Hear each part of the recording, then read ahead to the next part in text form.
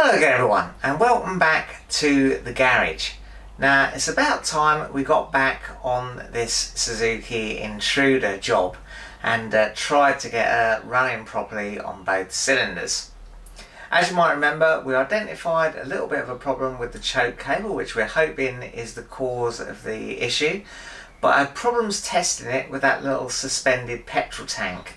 There was a bung in the bottom of it that I didn't know about, which was stopping the petrol coming through, and we flattened the battery trying to start it. So we've not been able to test whether that choke cable being put back how it should be has fixed the problem. So what I've got to do now is charge up the battery, and to do that I've either got to take the battery completely out or reconnect those two little leads which were for a trickle charger, which have had the plug cut off, and charge through them like we did at Chaz's house when we were doing the brakes. And I think that's my favourite option. So what I've got to do really is disconnect the earth, I think, so I can then connect both wires onto the positive terminal of the battery, then connect both wires onto the negative earth terminal of the battery again. And all that of course got to be done through those little tiny openings that I showed you in the last video, so this is going to be fiddly. So let's speed it up a little bit and get it over and done with.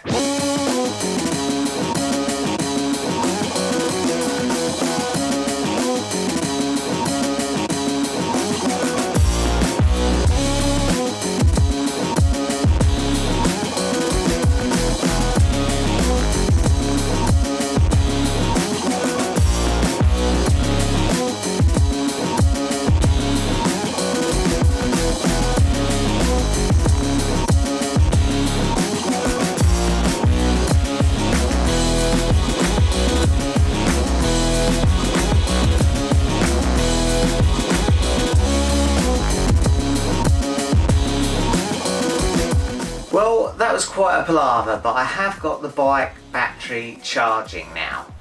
So when we were at Chaz's, we cut the end off this little trickle charger lead because it had some weird plug on it that we didn't have a connection for, in order to charge the battery, and taped off the terminals. But of course that's not really a great long-term solution, so I do need to sort that out. But what I've done in the meantime is I've reconnected the earth wire, because that was the one that was disconnected, because when I disconnected the battery before I couldn't reach that to put it back on again. So I've had to fish around and find the other end of that, pull it through to the terminal on the other side of the bike, reconnect it. Now of course this lead, if this touches the bodywork, the positive one, it shorts out, and I did get a little spark off it when it slipped when I was reconnecting. It had some insulating tape on, but the tape had sort of come unfurled a little bit. So in order to charge it, I've put a pin through the top of this block of wood, so that cannot go anywhere.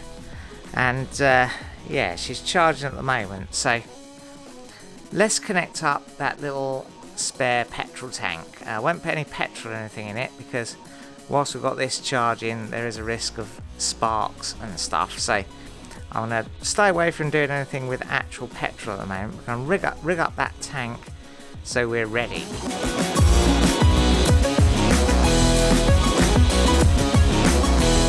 So there we go, that's all set up with the little temporary fuel tank ready to give a try once that battery's got some juice in.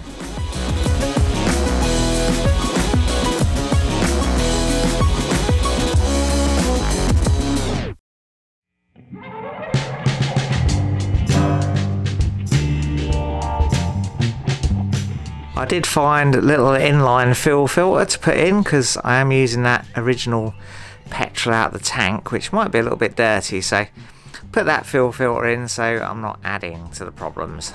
And Chaz did find the original wooden peg that holds the choke open that came with the bike, so I can use that for its intended purpose when I try and start the bike. Well, unfortunately I didn't trust this little fuel tank at all. Fuel was leaking all around the valve here. When I turned the little petcock thing, petrol poured out of that as well. So yeah, I'm not going to run this because I think that's lethal. I don't want petrol pouring everywhere while I'm trying to start the bike. Well, that's gone in the bin where it belongs, and I've rigged up this diesel tank that came with one of the diesel heaters I brought for the Citroen van instead. And that petrol pipe is slowly filling up. I've given it a couple of squeezes to get rid of the air. So I'm going to disconnect the battery charger and then we'll give the bike a try.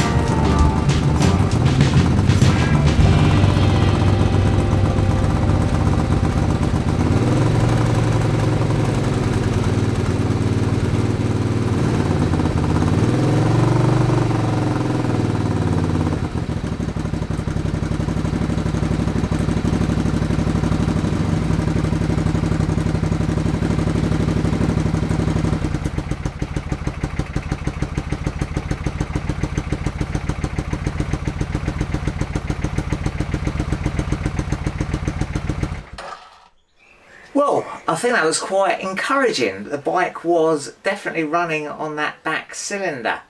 What I tried to do was just to pop the plug lead off the front cylinder to see if it carried on running on the back cylinder, which it wouldn't do before. And it did do that, but unfortunately I literally just gave it a little tug to get it out, and yeah, the plug lead is separated from the spark plug connector, and I don't think that's something you can repair. The end of the wire here, you probably can't see it, it's just completely rotted away. So there we go, at least the bike did run a lot better. I'm hoping that once I get a new plug lead on there, I could just put the petrol tank back on and give it a bit of a try and see if it runs okay. Still think I'll seal the inside of the petrol tank with that sealer kit, but just want to make sure the bike is running properly first, and that choke cable was the cause of the problem. Quite glad I found that weakness in that spark plug cable, because that obviously probably wasn't helping the situation, but yeah, we're getting there, we are getting there. I am quietly encouraged by today's progress.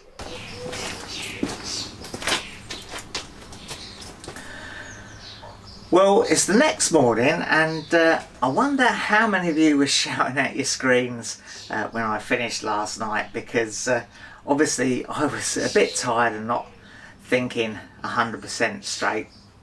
Our neighbour Ray come round and asked me how it was going, and I explained to him about that broken spark plug lead, and he said, well, they just screw back together. And I didn't know that. I don't think I've ever had a spark plug lead apart. I think the last time I messed around with spark plug leads were off 1970s cars, and they were literally just leads. But yeah, he said just screw it back in again, and I screwed it back in again, popped it on, run the bike, and the bike ran lovely, and it all seems nice and secure. So now what I'm going to do is reassemble the bike, put the tank and the seat and all the other bits and pieces back on, and then we'll see how she runs then. Maybe give it a good old run out, and then probably at some point later on I will take that tank back off and reseal the tank, because I bought all the stuff to do it, so I may as well.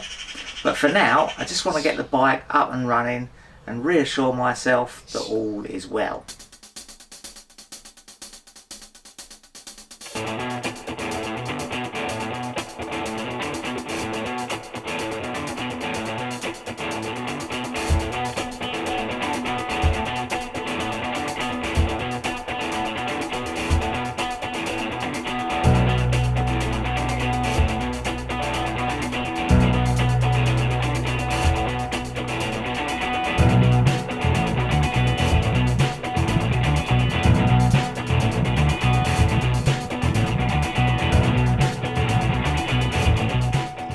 Now of course you should always wear proper protection, even for a short test ride. So I've changed into my favourite road skin Ttxela Taranis jeans, which I really do recommend, and you can get 10% off your pair by following the affiliate link in the description of this video.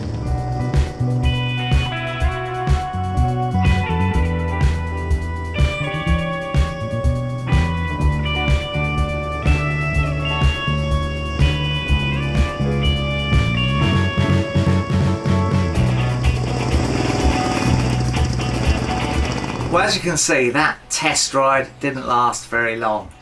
She was running lovely when I went up and down the road a couple of times, but as soon as I turned out the road, she started misfiring again on that back cylinder, and you know, could hardly keep it moving. So I've come back to the garage, I've checked that choke cable. That choke cable is still firmly in its housing where it should be. The choke doesn't feel fantastic though. It's sort of nothing happens for a while when you pull it, and it goes a little bit stiff, and you can pull it out a little bit further, but then obviously it stays out and won't go back, so, or won't stay out, and then it just goes back on its own.